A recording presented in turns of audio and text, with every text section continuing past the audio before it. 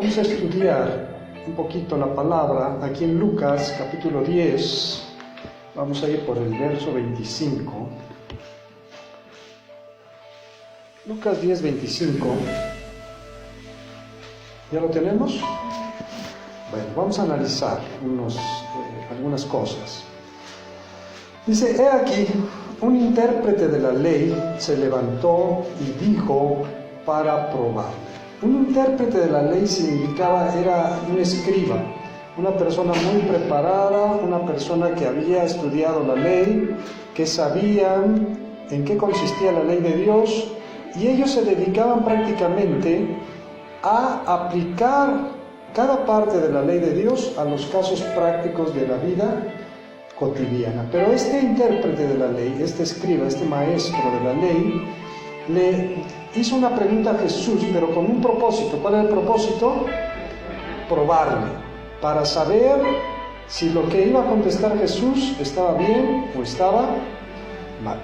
Y le dijo, maestro, ¿haciendo qué cosa heredaré la vida eterna? A veces hay esa pregunta, ¿no? ¿Qué tenemos que hacer para ir al cielo? ¿Qué debemos de hacer? La Biblia dice que no es por obras para que nadie se gloríe, sino es por gracia, es un regalo de Dios. Pero implica más allá, porque dice, ¿qué es lo que debemos de hacer? Vamos a ver la respuesta del Señor Jesús. Le dice, Él le dijo, ¿qué está escrito en la ley? ¿Cómo lees? Jesús dice en la Escritura que no tenía necesidad de que nadie le dijera lo que pensaban los hombres, porque Él sabía lo que había en el corazón de ellos.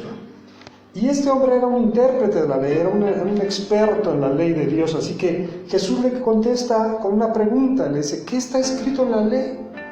¿Cómo lees? O sea, ¿cómo lo entiendes? ¿Cómo aplicas eso que está en la ley en tu vida?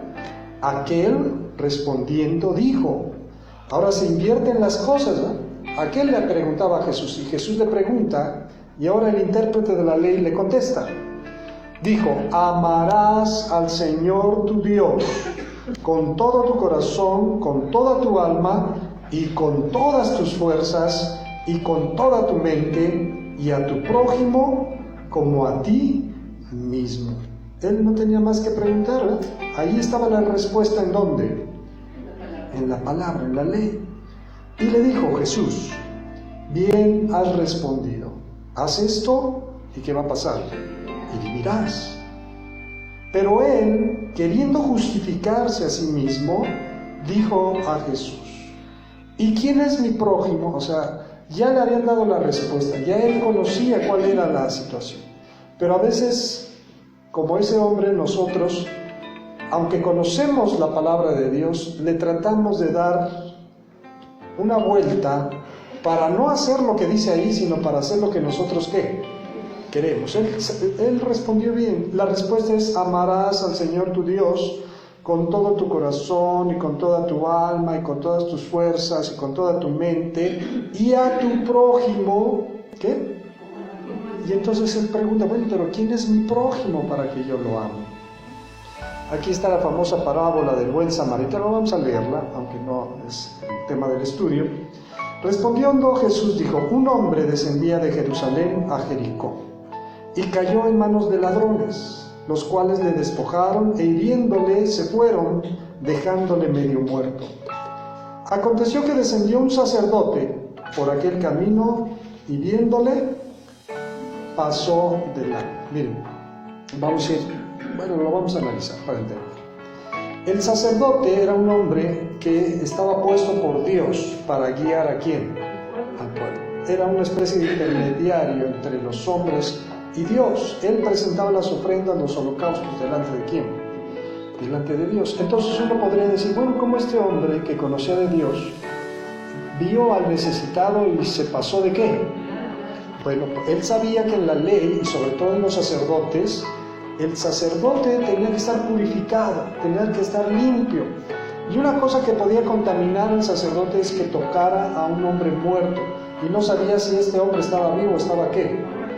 Entonces él no quiso arriesgar su pureza para ayudar a alguien que no sabía si estaba vivo o estaba qué. Así que lo vio, ¿y qué hizo? Asimismo un levita.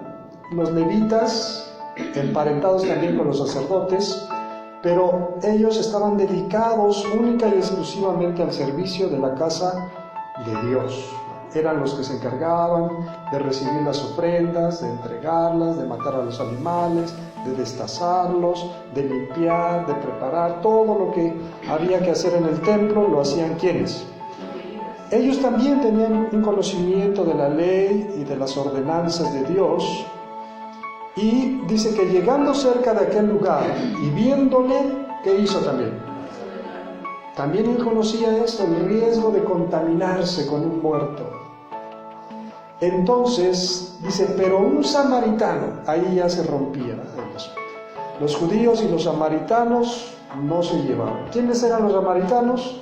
Los samaritanos habían llegado a poblar parte de Judea, eran exiliados de otras naciones que los habían traído también los babilonios, se habían llevado a los israelitas a Babilonia y de por otros pueblos habían traído gente y les habían enseñado, habían dejado gente que les enseñara acerca de Dios, porque ellos tenían una idea así distorsionada.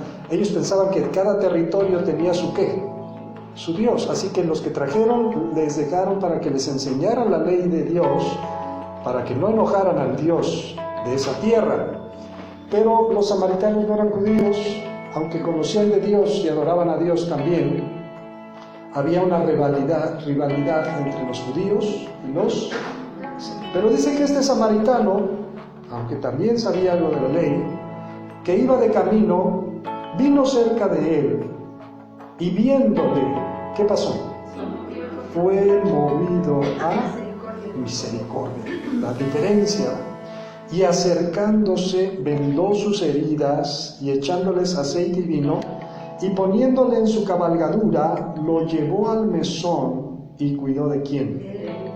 Al otro día, al partir, sacó dos denarios y los dio al mesonero y le dijo, cuídamele, y todo lo que gastes de más, yo te lo pagaré cuando regrese. Este samaritano dice que iba ¿de qué?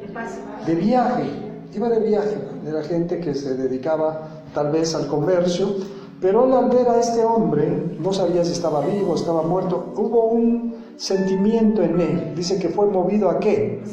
Se acercó, vio que estaba vivo, tomó aceite, tomó vino, le limpió las heridas, se las vendó, seguramente llevaba un asno, un burrito, dice que lo subió en su cabalgadura, lo llevó al mesón, una especie de posada donde se quedaban a pasar la noche, y dice que ahí lo cuidó, y como él tenía que ir a su camino, a su viaje, no podía andarse llevando al enfermo, pero se lo encargó al mesonero, al encargado de ese lugar, y le dijo, mira, cuídalo, todo lo que gastes, ¿verdad?, de comida o a medicina, lo que necesite, yo te lo voy a pagar cuando regrese.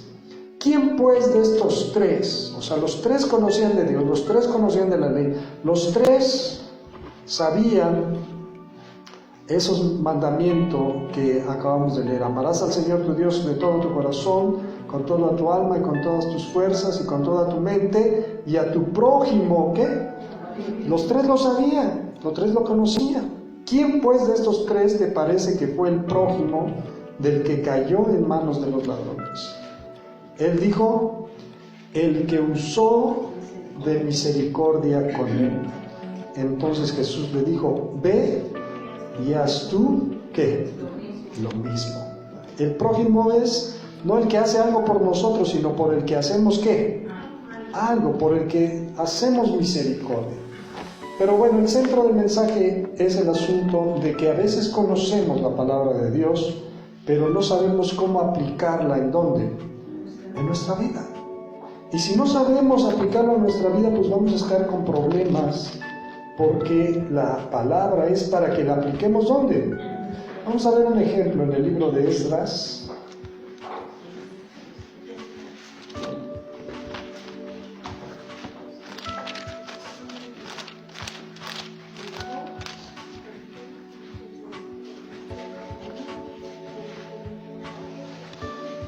El libro de Esdras narra precisamente cuando aquellos judíos que habían sido exiliados, que los habían llevado a otras tierras, Dios les permite regresar y regresaron a su tierra, pero su tierra pues estaba abandonada, la ciudad estaba quemada, todo eso.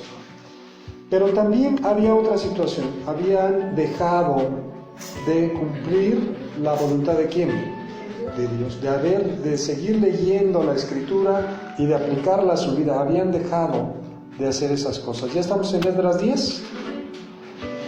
Dice que Esdras se reunió con toda la gente que habían quedado como remanente y los que habían vuelto del cautiverio, y había orado confesando los pecados del pueblo de Israel por los cuales llegó este juicio contra ellos. Mientras oraba Esdras y hacía confesión, llorando y postrándose delante de la casa de Dios, se juntó a él una muy grande multitud de Israel, hombres, mujeres y niños, y lloraba el pueblo amargamente.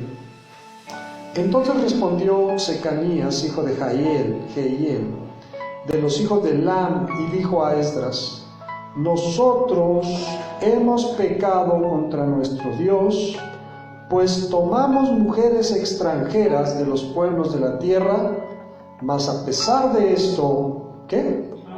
Aún hay esperanza para Israel. Miren, Esdras había confesado los pecados, y en ese momento la gente empezó a ser sensible a Dios, y entonces alguien se levantó y le dijo: es cierto, hemos pecado, y uno de los pecados que hemos cometido es que la ley, la Escritura decía que el pueblo de Israel no podía emparentar con gente extranjera, sino entre ellos solamente, para mantener no solamente no era el problema de ser racista o no, sino era el asunto de que nadie se viera tentado a adorar a otros dioses que no fuera ¿quién? Que no era Dios. Entonces este hombre dice: nosotros hemos pecado contra nuestro Dios, pues tomamos mujeres que de los pueblos de esta tierra, pero también llegó un rayo de luz hacia él. Dice: mas a pesar de esto, ¿qué pasaba? Aún hay esperanza para Israel. ¿Cuál era la esperanza? ¿Cuál era ese rayo de luz que se ceñía entre la oscuridad? Dice el 3. Ahora pues, hagamos pacto con nuestro Dios, que despediremos a todas las mujeres y los nacidos de ellas, según el consejo de mi Señor y del mandamiento de nuestro Dios, y hágase conforme a ¿qué? A la ley. A lo mejor usted dice: qué injusticia, iban a correr a sus esposas y a sus hijos, ¿verdad? Pero tampoco lo iban a hacer malamente. Vamos a ver cómo lo hicieron. Dice: ese era el remedio a grandes males, ¿qué? Grandes remedios. Y entonces le dijeron: levántate, porque esta es tu obligación y nosotros estaremos contigo.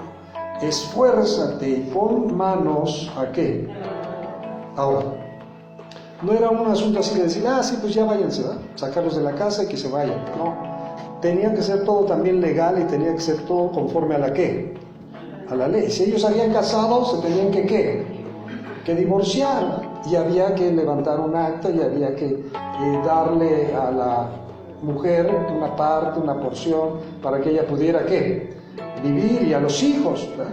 Entonces se levantó Esdras y juramentó a todos los príncipes de los sacerdotes y de los levitas y a todo Israel que harían conforme a esto. ¿Y qué hicieron ellos? Ellos juraron. Se levantó luego Esdras de delante de la casa de Dios y se fue a la cámara de Johanán, hijo de Eliasib, e ido allá, no comió pan ni bebió agua, porque se entristeció a causa del pecado de los del cautiverio. E hicieron pregonar en Judá y en Jerusalén que todos los hijos del cautiverio se reuniesen en Jerusalén, y que el que no viniera dentro de 3 días, conforme al acuerdo de los príncipes y de los ancianos, perdiese toda su herencia, y de tal fuera excluido de la congregación de los del cautiverio. Así todos los hombres de Judá y de Benjamín se reunieron en Jerusalén dentro de los 3 días, a los 20 días del mes, que era el mes 9, y se sentó todo el pueblo en la plaza de la casa de Dios, temblando con motivo de aquel asunto. ¿Y a causa de qué? Estaba lloviendo ese día. Eran los meses de frío, en Israel llueve mucho, pero ellos temblaban por 2 situaciones, por ese asunto y por qué más, por la lluvia. Y se levantó el sacerdote Esdras y les dijo: vosotros habéis pecado por cuanto tomasteis mujeres extranjeras, añadiendo así sobre el pecado de Israel.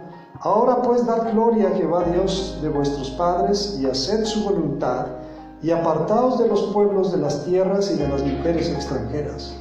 Y respondió toda la asamblea y dijeron en alta voz: así se haga conforme a tu palabra. Pero el pueblo es mucho y el tiempo lluvioso, no podemos estar en la calle, ni la obra es de un día ni de 2, porque somos muchos los que hemos ¿qué?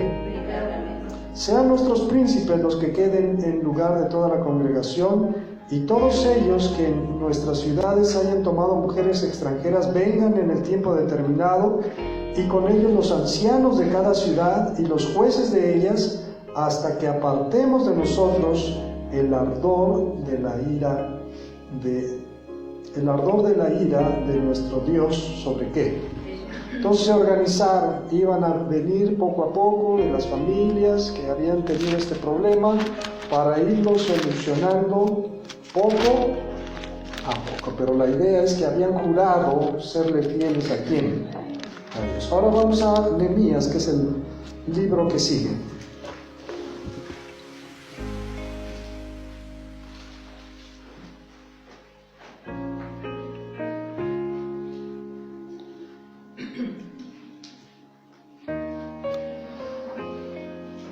Vamos a leer. ¿Ya tenemos? Nehemías completaba la obra que empezó Esdras. Esdras era un sacerdote, era un maestro de la ley.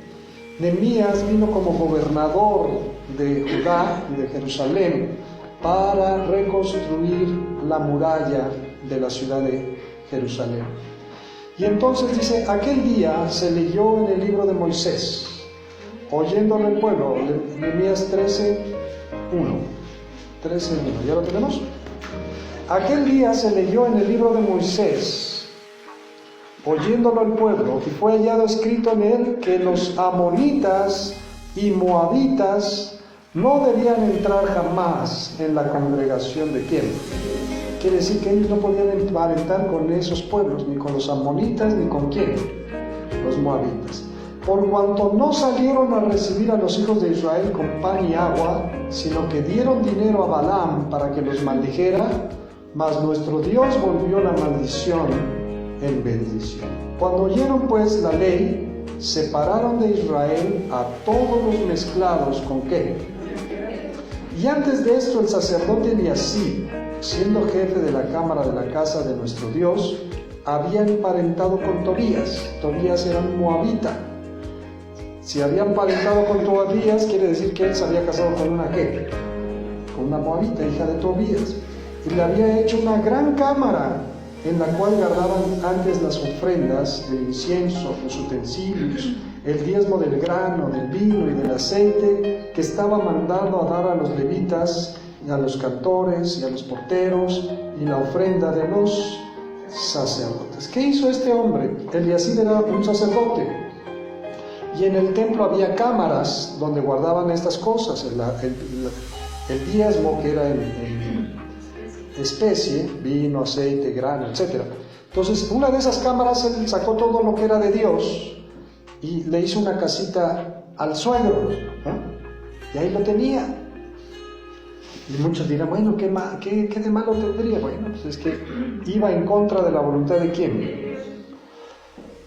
Mas a todo esto, dice Nehemías, yo no estaba en Jerusalén, porque en el año 32 de Artajerjes, rey de Babilonia, fui al rey, y al cabo de algunos días pedí permiso al rey para volver a Jerusalén. Y entonces supe del mal que había hecho Eliasib por consideración ¿a quién? A Tobías, su suegro, haciendo para él una cámara en los atrios de la casa de Dios. ¿Estaba bien o estaba mal? Ahora, y más en el templo, porque era consagrado ¿para quién? Y me dolió en gran manera. ¿Pero qué hizo? ¿No hizo nada?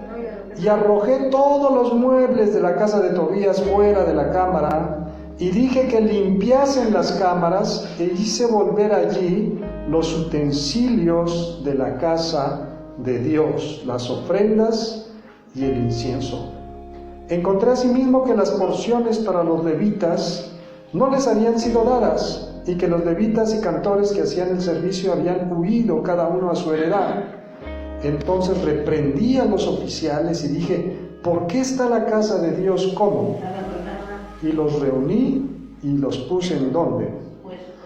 Y todo Judá trajo el diezmo del grano, del vino y del aceite. ¿A dónde? Entonces se dan cuenta como una cosa es saber, conocer lo que debemos hacer, y otra cosa es ¿qué? Hacer. Y en ese proceso de conocer y hacer, a veces se hacen cosas que no están como bien, pero ¿hay solución o no hay solución? Pues nada más es cosa de arreglar las cosas, ¿ah? Entonces dice aquí que trajeron los diezmos y todo, y puse por mayordomos de ellos. Vamos a saltarnos un poquito más adelante. Entonces dice en el versículo 15, había varias cosas que estaban haciendo como mal. En aquellos días vi en Judá algunos que pisaban en lagares en el día de ¿qué? El día de reposo, el Sabbat, era un día dedicado, consagrado únicamente ¿para quién? Para Dios. No se podía trabajar en ese día. Ese día había que orar, había que cantar, había que leer, había que consagrarlo para buscar a quién. Pero dice que vio que algunos pisaban lagares, o sea que pisaban las uvas, sacaban el jugo de la uva, y que acarreaban haces y cargaban asnos con vino y también de uvas, de higos y de toda suerte de carga, y que traían a Jerusalén, ¿cuándo? Y los amonesté acerca del día en que vendían las provisiones. También había en la ciudad tirios que traían pescado, tirios de Tiro y Sidón, que traían pescado y toda mercadería, y vendían en el día de reposo a los hijos de Judá en Jerusalén. ¿Estaba bien o estaba mal? Y reprendí a los señores de Judá y les dije: ¿qué mala cosa es esta que vosotros hacéis, profanando así el día de reposo? ¿No hicieron así vuestros padres, y trajo nuestro Dios todo este mal sobre nosotros y sobre esta ciudad? ¿Y vosotros añadís ira sobre Israel, profanando el día de reposo? Sucedió pues que cuando iba oscureciendo a las puertas de Jerusalén, antes del día de reposo, dije que se cerrasen las puertas, y ordené que no las abriesen hasta después del día de reposo, y puse a las puertas a algunos de mis criados para que el día de reposo no introdujeran ¿qué? Nehemías tenía que hacer ¿qué? Algo. Pero por más que les hablaba, la gente entendía o no entendía. Entonces él cerró la ciudad, no dejó entrar a quienes, a los comerciantes, ese día. No era una maldad decir, ay, no pueden vender aquí, pueden vender todos los días, menos que menos ese día.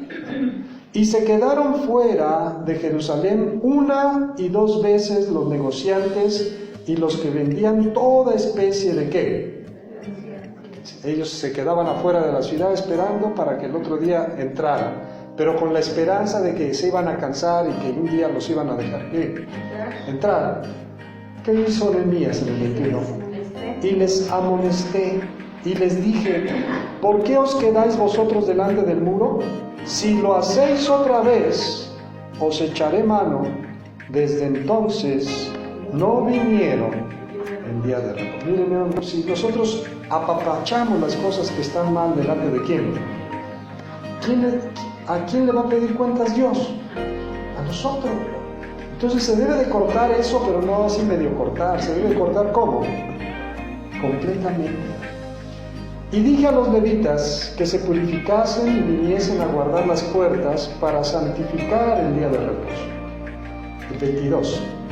También por esto acuérdate de mí, Dios mío, y perdóname según la grandeza de tu misericordia. Vi asimismo, ya con Esdras había pasado aquel asunto de las mujeres extranjeras, y muchos se pusieron a cuentas con Dios y habían arreglado ese asunto, pero Esto fue posterior. Dice, vi asimismo en aquellos días a judíos que habían tomado mujeres de Asdod, amonitas y la mitad de sus hijos hablaban la lengua de Asdod, porque no sabían hablar judaico, sino que hablaban conforme a la lengua de ¿qué? De cada pueblo. ¿Qué quería decir esto? Que incluso aunque habían tomado mujeres extranjeras, pues no las habían acercado al conocimiento de quién, sino que más bien sus hijos iban para aquel lado, no para este, ¿sí o no? Hablaban esa lengua, ¿verdad? Y reñí con ellos, y los maldije, y herí a algunos de ellos, y les arranqué los cabellos, y les hice jurar, diciendo, no daréis vuestras hijas a sus hijos, y no tomaréis de sus hijas, ¿para quién? Ni para vosotros mismos. ¿Pero por qué? Había una razón. ¿No pecó por esto Salomón, rey de Israel? Bien que en muchas naciones no hubo rey como él, que era amado de su Dios, y Dios le había puesto por rey sobre todo Israel. Aún a él le hicieron pecar. ¿Quiénes? Las mujeres, ¿qué? Y obedeceremos a vosotros para cometer todo este mal tan grande de prevaricar contra nuestro Dios, tomando mujeres extranjeras. Y uno de los hijos de Joiada, hijo del sumo sacerdote Eliasib, era yerno de Sanbalat, horonita. Por tanto, ¿qué hizo? Lo ahuyenté de ellos. Acuérdate de ellos, Dios mío, contra los que contaminan, ¿qué? Y el pacto del sacerdocio y de los levitas. Los limpié pues de todo extranjero, y puse a los sacerdotes y levitas por sus grupos, cada uno en su servicio, y para la ofrenda de la leña en los tiempos señalados, y para las primicias. Acuérdate, Dios mío, ¿para qué? Para mí, ¿no? Entonces, lo que Jesús le dijo a aquel maestro, intérprete de la ley, ¿cómo lees? ¿Qué está escrito en la ley? Vamos a ir a San Juan capítulo 3, otra plática de Jesús con un maestro de Israel. ¿Ya lo tenemos? Dice en el capítulo 3, en el verso 1, había un hombre de los fariseos que se llamaba Nicodemo. Este hombre no era cualquier hombre, dice, era un principal entre los judíos. Este vino a Jesús de noche, o sea, como escondido, y le dijo, Rabí, sabemos que has venido de Dios como maestro, porque nadie puede hacer estas señales que tú haces si no está Dios con él. Esto fue relacionado, ¿se acuerdan aquel ciego que Jesús sanó? Un ciego de nacimiento. Dice que cuando lo vieron los discípulos a este joven que había sido, ya era un hombre, que había nacido ciego, ellos le preguntaron a Jesús, Señor, ¿por qué este hombre nació ciego? ¿Por su pecado o por el pecado de quién? Porque ellos tenían una conciencia de que si alguien estaba enfermo, era porque había una causa, ¿verdad? Había un problema en esa vida, porque la sanidad, la prosperidad, todo eso venía de quién. Y entonces todo lo que era contrario pues debe de ser consecuencia de algo malo. Pero Jesús le dijo, mira, ese hombre nació ciego, no por el pecado de él ni de sus padres, sino para que las maravillas de Dios se hagan presentes en su vida. ¿Amén? Y cuando lo sanó, dice que le echó lodo, hizo lodo con la saliva a Jesús y le puso lodo en los ojos. Y le dijo, ve a lavarte a un estanque que se llamaba Siloé. Y cuando ese hombre fue y se lavó, en cuanto se lavó, ¿qué pasó? Empezó a ver, pero nunca había ¿qué? Nunca había visto. Así que regresó del Siloé viendo. Y los que lo conocían empezaron a decir, bueno, este hombre estaba ciego y ahora ¿qué? Entonces los fariseos mandaron a llamar a este hombre y le dijeron, ¿por qué? ¿Cómo es que ahora ves? Porque dice la Escritura que Jesús cuando hizo lodo era día de ¿qué? De reposo. Y los fariseos querían cumplir mucho la ley, pero olvidaban lo importante, como el samaritano aquel, que lo mejor es la misericordia que otra cosa. ¿Ven? Entonces le decían a este hombre, ¿cómo ahora ves? ¿Quién te sanó? Dice, ese hombre que llaman Jesús hizo lodo, me untó y me dijo, vete al Siloé a lavarte. Y entonces, ¿qué pasó? Ahora veo. Y entonces insistían en preguntarle y no creían que había sido ¿qué? Pensaban que era mentira. Entonces mandaron a llamar a sus papás. Y los papás le dijeron, ¿este es tu hijo que nació ciego? ¿Cómo es que ahora ve? Y entonces los papás tenían miedo porque decían ya, habían tenido un acuerdo, que cualquiera que confesara que Jesús era el Mesías, lo iban a expulsar de la sinagoga, o sea, lo iban a correr. Y entonces ellos le dijeron, mira, este es nuestro hijo, y de que nació ciego, ¿va? Pero de cómo ve ahora, no sabemos, ni sabemos quién le haya sanado, pero ya está grande. Pregúntenle a él podrá hablar por sí mismo. Y entonces regresaron a preguntarle al ciego, dinos, ¿qué te hizo? Y entonces el ciego les dice, miren, ya les dije una y otra vez, ¿acaso quieren hacerse sus discípulos? Y entonces se enojaron los fariseos y dijeron, no, nosotros somos discípulos de Moisés y sabemos de dónde vino Moisés, pero no sabemos de dónde haya venido. Y le insistían y le ponían en aprieto y le dijeron, mira, dale gloria a Dios, le decían al ciego, al que había sido ciego. Dices, nosotros sabemos que ese hombre es pecador.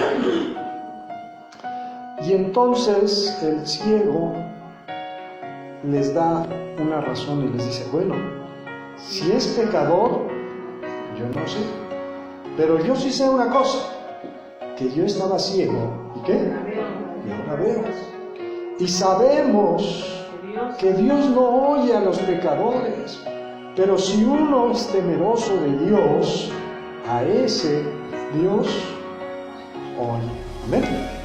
Entonces, eso fue, y bueno, se enojaron más los fariseos y lo corrieron, ¿no? Porque dijeron, tú naciste de todo en pecado y nos quieres enseñar a nosotros, y lo corrieron.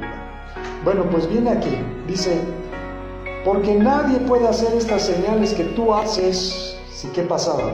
Si Dios no está con él, como dijo aquel ciego, Dios no oye a quienes, pero si uno es temeroso de Dios, a ese. Y respondió Jesús y le dijo, de cierto te digo, que el que no naciere de nuevo, no puede ver el reino. Nicodemo le dijo, ¿cómo puede un hombre nacer siendo viejo? ¿Puede acaso entrar por segunda vez en el vientre de su madre y nacer? Respondió Jesús, de cierto te digo, que el que no naciere del agua y del Espíritu, no puede entrar en el reino de Dios. Lo que es nacido de la carne, carne es. Y lo que es nacido del Espíritu, Espíritu es. No te maravilles de que te dije, os es necesario que el viento sopla de donde quiere y oyes su sonido, mas ni sabes de dónde viene ni a dónde va. Así es todo aquel que es nacido del Espíritu. Jesús se lo estaba explicando, ¿no? Nicodemo no era una persona que no entendía, era un hombre letrado, estudiado, conocía de la ley, y sin embargo en el 9 dice, respondió Nicodemo y le dijo, ¿cómo puede hacerse? O sea, no le quedaba qué. Claro. Respondió Jesús y le dijo, ¿eres tú maestro de Israel? ¿Y qué? ¿Y no sabes esto? De cierto te digo que lo que sabemos, hablamos, y lo que hemos visto, y no recibís nuestro testimonio. Si os he dicho cosas terrenales y no creeréis, ¿cómo creeréis si os dijere las celestiales? Nadie subió al cielo sino el que descendió del cielo, el Hijo del Hombre que está en el cielo. Y como Moisés levantó la serpiente en el desierto, así es necesario que el Hijo del Hombre sea levantado, para que todo aquel que en él cree no se pierda, mas tenga que. ¿A qué voy con esto para concluir? Que mucha gente conoce, como Nicodemo conoce de la Biblia, como aquel otro intérprete de la ley. Pero una cosa es conocer y otra cosa es aplicarlo en dónde. Aunque conozcamos, si no lo aplicamos en nuestras vidas, pues no sirve de qué. Ahora, si sabemos que estamos haciendo algo mal, ¿qué tenemos que hacer? Hacerlo bien, ¿no? Sabemos que debemos de arreglar las cosas, pues simplemente ¿qué? Hagámoslo, arreglémoslo. Porque como aquel que se levantó y le dijo a Esdras, es verdad, hemos pecado, y hemos hecho esto y hemos hecho aquello, pero aún hay ¿qué? Aún hay esperanza. Que el Señor nos bendiga, que se nos guarde.